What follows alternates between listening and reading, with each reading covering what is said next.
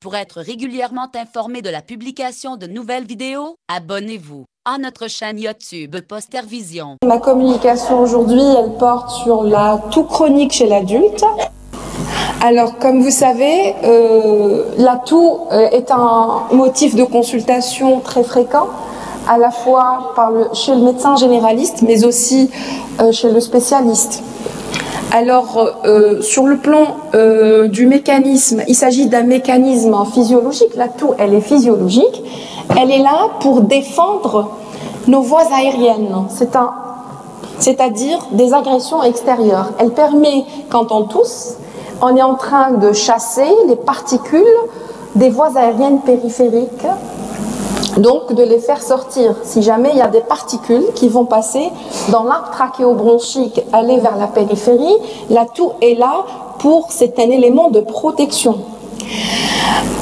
Parallèlement, elle peut faire sortir donc les particules, mais parfois aussi elle assure également la clearance bronchique. Donc, si vous voulez, la clearance bronchique, la toux est responsable de la clearance bronchique dans 23% des cas chez le BPCO, contre 3% chez le sujet sain. Et donc là, vous voyez, c'est pour ça qu'on dit chez les BPCO, il faut respecter la toux. Pourquoi? Il faut la respecter, il ne faut pas donner un traitement antitussif, parce que la toux, elle va permettre, parce que les BPCO, ils ont un problème de l'épuration mucociliaire. Donc leur tapis mucociliaire, il est altéré. Donc quand le tapis mucociliaire qui est responsable de cette épuration, de ce balayage de ces particules, de cette élimination de ces particules des voies bronchiques, des voies aériennes est altéré, ça veut dire tout ce qui rentre dans les bronches, il va stagner. Et donc, toute chose qui stagne va favoriser une surinfection et donc une exacerbation. C'est pour ça qu'il faut toujours respecter la toux chez les malades chroniques, principalement le BPCO. Donc, comment on peut définir la toux? C'est une expiration brusque qui fait suite et bruyante, qui fait suite à une inspiration profonde. Donc, quand on tousse, on inspire. Ensuite, on expire brusquement. Comment se fait l'expiration? L'expiration, elle est active, contrairement à l'expiration à l'état normal. Quand on tousse, on va expirer activement, c'est-à-dire il y aura une inspiration profonde, donc une baisse du diaphragme. Ensuite, fermeture de la glotte, augmentation de la pression intrathoracique, qui atteint un certain seuil. Après, il va y avoir une ouverture brusque des cordes vocales et donc avec une expiration, avec un flux qui est important, ce qui permet de chasser à la fois les particules qui sont parties et puis à la fois les sécrétions qui sont stagnantes. Mais toute chose qui dépasse ses limites devient invalidante. La toux, c'est vrai qu'elle est là, c'est un moyen de défense, mais quand elle est incessante, quand elle est chronique, elle perturbe. Donc on va voir qu'elle devient vraiment un problème et un motif de consultation au niveau chez le médecin, à la fois spécialiste et généraliste. Voilà, cette image illustre donc quelqu'un qui tousse. Donc il inspire, ensuite il va y avoir donc pénétration de l'air et puis fermeture des glottes, et puis à un certain moment il y a une augmentation de la pression intrathoracique qui fait que l'expiration, avec contraction des muscles abdominaux, et donc cette contraction elle est tellement active que ça va faire chasser l'air des poumons avec une vitesse importante, ce qui va permettre de chasser tout ce qui est à l'intérieur des bronches, à la fois les sécrétions et les particules nocives. Donc comment classe-t-on la toux? Il y a la classification, il y a deux types en fait, mais bon, on va suivre les francophones parce que il y a l'école anglophone qui classe en 3 stades: la toux chronique, la toux subaiguë et la toux aiguë. Les francophones, pour eux, il y a la toux aiguë et la toux chronique. On va classer donc la toux en soit elle est aiguë, soit elle est chronique, mais le sujet aujourd'hui, c'est la toux chronique. Donc pour parler de toux chronique, il faut que c'est la durée qui va déterminer la chronicité. Il faut que la durée soit plus de 3 semaines et que il faut qu'elle soit, elle n'a pas tendance à l'amélioration, c'est-à-dire que c'est une toux qui est persistante et qui n'est pas expliquée par une pathologie sous-jacente. Par exemple, chez l'asthmatique, s'il tousse pendant 3 semaines, c'est que son asthme n'est pas équilibré. Et donc, il faut revoir son traitement. Mais en l'absence de cette... On va parler de toux chronique, tout court. Alors maintenant, le mécanisme physiopathologique, comment expliquer la toux? La toux, c'est un réflexe. Qui dit réflexe dit un récepteur qui est stimulé par différents stimulus qui peuvent être mécaniques ou chimiques. L'effecteur, ce sont les muscles, pardon, ce sont les récepteurs tussigènes ne siègent pas au niveau uniquement des poumons. Ils peuvent siéger dans des organes différents. Ils peuvent siéger au niveau ORL, des voies aériennes supérieures, donc au niveau du nez, le conduit auditif externe, donc au niveau œsophagien, au niveau bronchique, au niveau de la plèvre, et donc ce qui explique que la toux peut avoir plusieurs origines, parce que les récepteurs tussigènes n'existent pas exclusivement au niveau des bronches. Donc, ces récepteurs tussigènes, quand ils sont stimulés, que vont faire? Par une voie afférente, généralement c'est le nerf vague, ils vont aller vers le centre nerveux responsable de la respiration.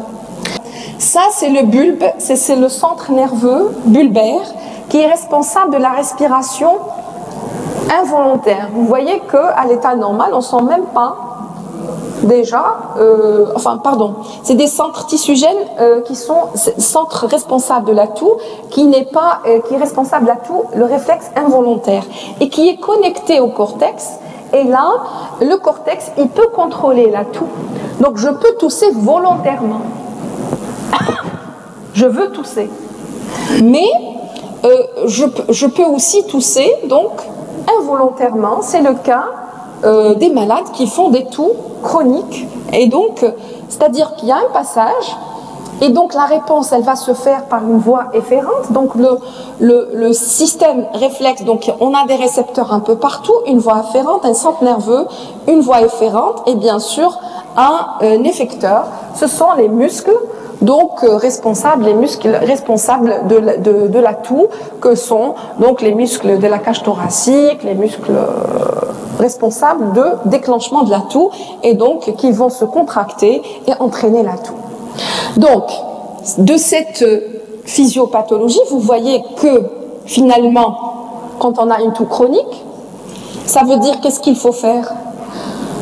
Il faut aller voir qu'est-ce qui est en train de stimuler. Parce que c'est ça la cause. Parce que quand on donne des antitussifs, il y a des antitussifs qui agissent comme la codéine sur les centres nerveux. Il y a des antitussifs qui agissent sur la voie afférente. Mais ils sont en train juste de couper. Mais si on veut être vraiment efficace et traiter l'étiologie, il faut aller voir ce qui se passe ici. Pourquoi il y a une stimulation? Elle peut être mécanique, comme elle peut être chimique ou bien inflammatoire. Alors, comment, devant une toux chronique, qu'est-ce qu'il faut faire? L'interrogatoire ou l'anamnèse est capital dans la prise en charge de la toux chronique. Pourquoi? Parce que c'est l'interrogatoire qui va nous préciser, et on ne doit pas sous-estimer l'interrogatoire. L'interrogatoire, il va nous préciser beaucoup de choses. Il faut faire un interrogatoire policier. Rechercher les antécédents du patient, cardiaque, respiratoire, rechercher des antécédents similaires. Est-ce qu'il a l'habitude de tousser plusieurs fois dans l'année pour rechercher est-ce que c'est une toux chronique ou bien c'est une toux qui va révéler une pathologie sous-jacente. C'est différent. On a dit la toux chronique, elle est native, c'est-à-dire qu'on n'a pas de pathologie qui expliquerait, au respiratoire, qui va expliquer cela. Donc il faut aussi rechercher s'il y a des signes fonctionnels associés, respiratoires ou extra-respiratoires. Est-ce que le malade il est dyspnéique? Est-ce que la toux elle est seule ou bien elle s'accompagne d'autres signes respiratoires qui vont l'accompagner? Rechercher un facteur déclenchant. Évaluer est-ce que le patient prend quelques médicaments qui sont connus pour leur effet tussigène. Donc, et puis, caractériser la toux, c'est-à-dire ses horaires, ses facteurs déclenchants. Est-ce qu'elle est sèche, elle est productive, elle est nocturne, elle est provoquée par le décubitus, elle est améliorée par ceci. Donc, vous allez voir que après, il faut faire un interrogatoire très complet et ensuite, pour décider, est-ce qu'il s'agit d'une toux chronique native? Donc, pour parler, quand on a cerné l'interrogatoire, on va essayer de voir est-ce que cette toux elle est révélatrice d'une pathologie chronique sous-jacente ou alors c'est une toux chronique native entre parenthèses. Donc pour cela, pour faire l'approche, il faudrait donc établir un diagnostic positif parce qu'il faut dire qu'il s'agit d'une toux chronique native chez un adulte. Ensuite, évaluer son caractère invalidant. Est-ce qu'elle est invalidante? Quel est son retentissement sur le patient? Troisième temps, chercher les signes de gravité. Et en quatrièmement, rechercher les éléments cliniques d'orientation étiologique. Donc, le diagnostic positif d'une toux chronique native repose sur 3 éléments. Donc, vous avez la durée, plus de 3 semaines. Vous avez l'absence, ou bien c'est une toux qui ne tend pas vers la régression. Au contraire, c'est une toux qui est là, soit elle est constante, ou alors au contraire, elle s'aggrave avec le temps. Et puis, surtout, s'assurer de l'absence d'un contexte étiologique connu, une BPCO, un asthme. Donc, s'il est bronchopathe chronique ou alors il est asthmatique, ça ne va pas rentrer dans ce contexte.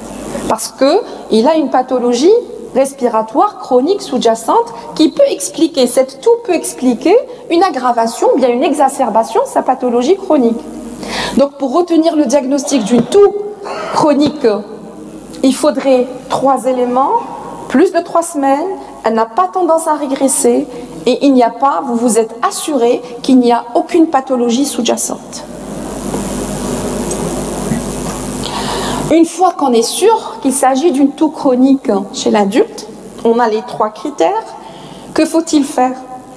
Il faut voir le retentissement de cette toux sur le malade pour évaluer, si vous voulez, son retentissement. Vous avez le retentissement psychologique, provoque une insomnie. Elle peut gêner l'entourage. Ensuite, rechercher les signes de gravité ou de complications. Parfois, le fait de tousser, je vous ai dit qu'il y a un jeu de pression, et puis on peut trouver un éclatement des vaisseaux conjonctivaux suite à des quintes de toux incessantes. On peut avoir une toux émétisante. La personne tousse au point où elle finit par vomir. Elle est asthéniante, donc le malade il se sent vraiment fatigué. Il peut y avoir aussi des douleurs musculaires. Le malade se plaint de myalgie.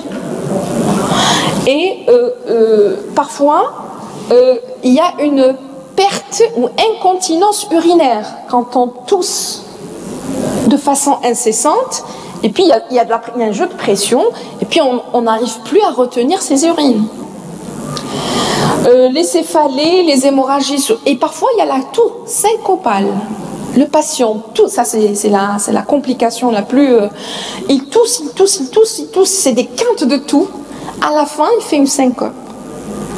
Comment fait-il une syncope? C'est à force de tousser, il y a une hypoperfusion, il y a une hypoxie qui se fait parce qu'il se ferme. Chaque fois, il y a une fermeture, il y a une hypoxie cérébrale et avec une diminution de la perfusion qui peut provoquer une syncope. Bon, c'est rare, mais sachez que ça existe. Alors, ensuite, dans un troisième temps, on a fait poser le diagnostic d'une toux chronique native. On a évalué sa sévérité sur le plan psychologique, mais sur le plan des complications. Maintenant, il faut chercher les signes de gravité. Donc, leur présence doit faire rappeler bien aux spécialistes d'organes concernés.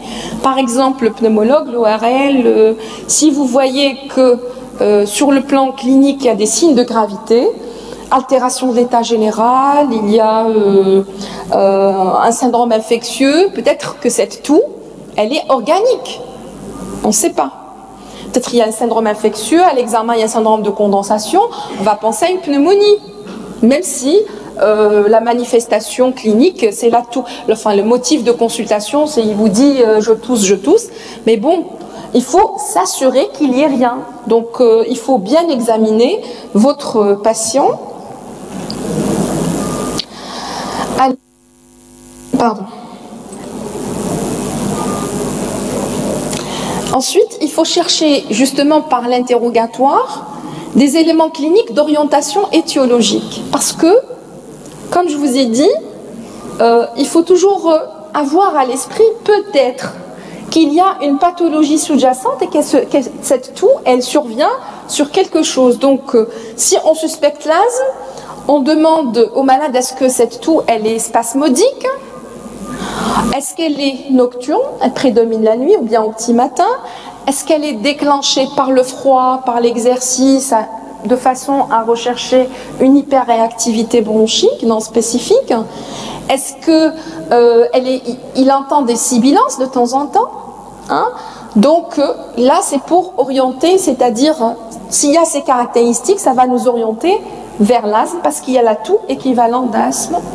Et donc, si parfois on s'oriente vers une cause ORL, il faut poser la question, est-ce qu'il y a un raclement de gorge? Est-ce qu'il y a une obstruction nasale ou bien une rhinorrhée?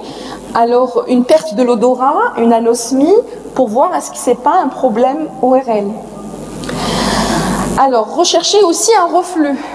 Alors, recherchez la notion d'empyrosis, ou bien la toux qui est déclenchée après les repas, ou bien au décubitus, en position qui est en position couchée, où il faut que le malade elle est déclenchée par le décubitus.